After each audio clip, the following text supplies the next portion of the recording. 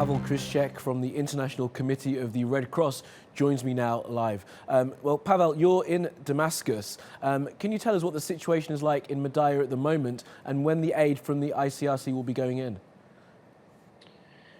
So the situation is extremely dire. We are receiving very concerning reports, not only from Madaya, but also from other besieged places in Syria. Madaya, Fua and Kefraya, Zabadani, these are only the examples of a wider problem in Syria. 500,000 people are living in besieged towns across the country, and they are in desperate need of aid. When we entered with aid, and I personally went to Zabadani and Madaya myself, the situation was very dire. The people were asking us for food.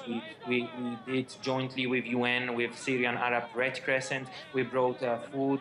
We brought the medical supplies only to meet the urgent needs. At that time, the appeals, what we've been hearing from Madaya, from Fua and Kefraya at the same time, that the situation was really, really difficult. Right now, I would expect that the situation from bad would have gone to way worse. So, Pawel, when do you expect that this latest aid that's due to be allowed in will be actually getting into the city and into the mouths of those starving people?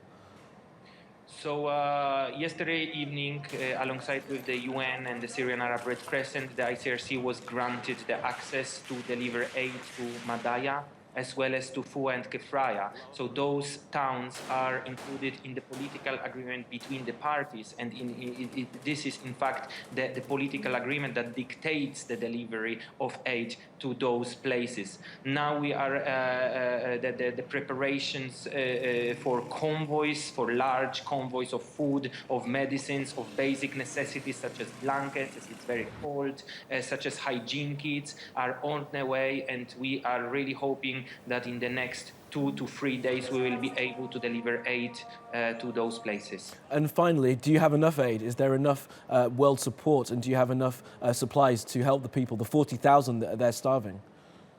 Well, here we are talking not only about the 40,000, but also about further 20,000 or 30,000 still trapped in Fua and Kefraya. But yes, we do have enough aid. Our biggest challenge is to be able to access not only those 3 or 4 besieged towns, but all besieged and hard-to-reach areas with regular aid. One-time distributions will not solve the problems of the civilian population in those places in Syria in the longer term. The ICRC, the humanitarian actors in Syria, must be allowed to access those places on a regular basis in order to help and make difference.